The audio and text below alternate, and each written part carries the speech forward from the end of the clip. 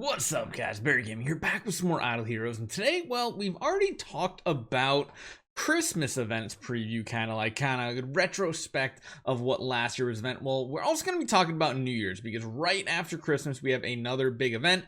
It's not anywhere as big as Christmas, but a lot of people are wondering what we should save up, and it just so happens, so long as the event rotation schedule doesn't get messed up, it might be a good one. We'll have to see. So it looks like it might line up to be something very similar to what it was last year as well. So I'm going to show you guys what last year's event was. It had a really cool mini game in it too that I really enjoyed. It was like an RPG game mode where you can actually go different paths, you fight bosses and stuff. It was like a mini game. Didn't really matter because you still had to do the required things during the event.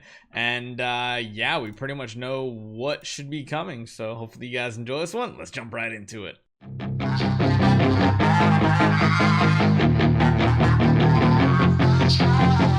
So thankfully what we can kind of guess out of this is that so long as nothing changes with the event rotation, we should be having the same events we have this week during the New Year's event. Not Chinese New Year, again, I want to clarify, it is the regular New Year's going to January 1st. It's going to be the new rotation, and that is going to fall on what day? It's going to start on December 28th. New Year's is the 1st, so that's 3 days later on, or 4 days later on a Monday.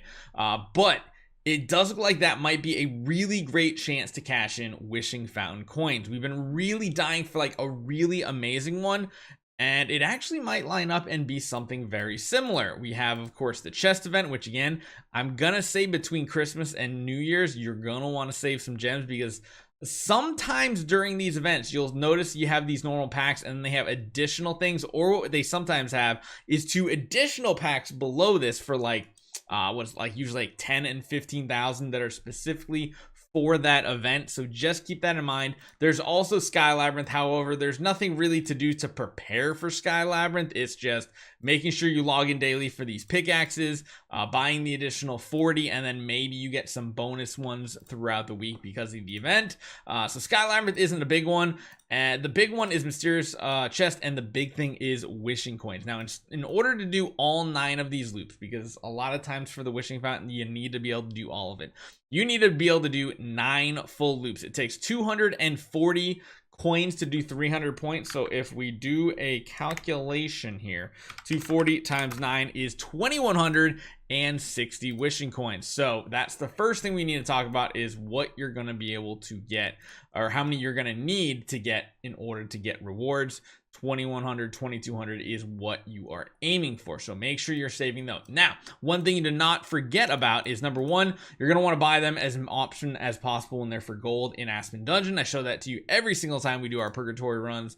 And the second place is, you have to remember you can get a ton of them right here. You can get them for 15 coins a piece. Honestly, I think this is a much better deal nowadays than going for profit orbs. If you're a spender, of course, you're going for the lucky treasure chest. But for the New Year's week, make sure you're saving up these arena coins, because these arena coins can be cashed in for wishing coins, and that might be the difference. Now, let's take a look and see what last year's New Year's event was like. It wasn't wishing coins, so it won't be a perfect one-to-one, but we can see what the reward structure kind of looked like and fast forward it 1 year.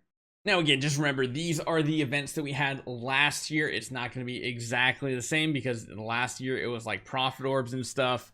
Actually, no, it wasn't profit orbs. It was Imps Adventure, and it was the campaign auto battle loot, which is going to be technically our next week's event for current rotation. So it won't fall on that. It had shelter. It had all these things in it. But this was the really cool event. It was very unique because it literally felt like an RPG. You're going through, you're beating bosses, and you can go through different areas, and sometimes they had different costs as well. There are also ways to get, like, if you beat the battle somehow, there's like boss waves that you had to beat to get good rewards.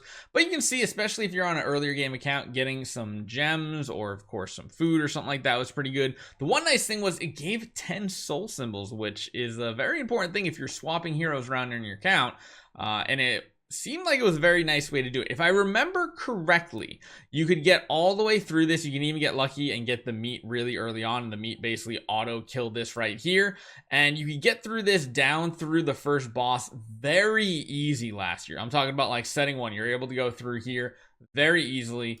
You can tell as you go through the different tiers and everything. This one had the chest. It wasn't super great because, of course, You wanted to make sure you get those super rewards, but remember back then these were like premium. The premium ones were sublimations, and even more premium were the core of origins. Now these are going to be replaced with things like scattered spirit vein and aurora gems, and then these guys are going to be down probably on like the first tier. So it's something to keep in mind. The other thing was there were a bunch of like skin tickets and everything. That's one of the biggest bonuses of this event. Isn't even like this part of the event, but even if you're not participating in the wishing coins this year and all those other things, there were some other special things you can do as well. There was also some commissions to get some more rewards. This is the part that a lot of people love every single year, the New Year replacement, because you can replace hero copies, skins, glorious flags, or mysterious artifacts. So you can see right here the cost of them. Of course, I think the max you could get was like, oh man, I feel like 300. I think 300 was, or 320 was the most you could get completely free to play, somewhere in that ballpark. Of course, if you want to take a regular orange artifact and turn it into a mysterious artifact, it costs 900. Usually this is like a 30 to 40,000 gem sink right here if you want to buy all the tickets. But again, another reason why starting early in the Christmas and New Year time period is because you can get a lot of hero copy swaps during these events to build whatever hero you want as fast as you want as your first E5 hero. So the downside this year is wishing coins are not going to be great on a new account for us, so just keep that in mind if you're going to play along with us and do some new stuff. Just be prepared.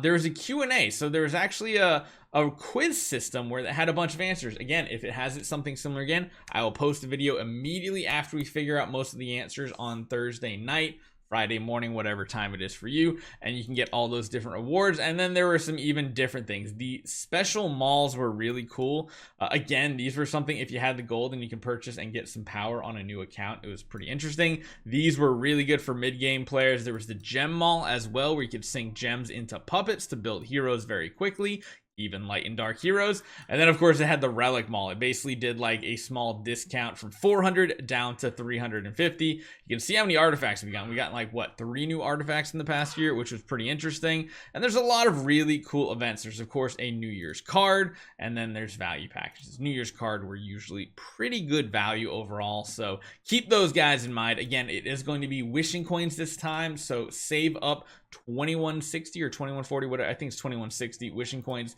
to do the complete event, so that you can get all the currency, and then you can maybe do something like get all these extra rewards. Again, every year the rewards just get better and better for the average player because new power systems come out, and they're the new end game whale chase. I do hope they continue to give us more B+ Soul Awakening stones. That was really nice to see at Black Friday, and I hope they continue it. So let me know what you guys think. I hope you guys enjoy this one. Save your resources. See you guys next time.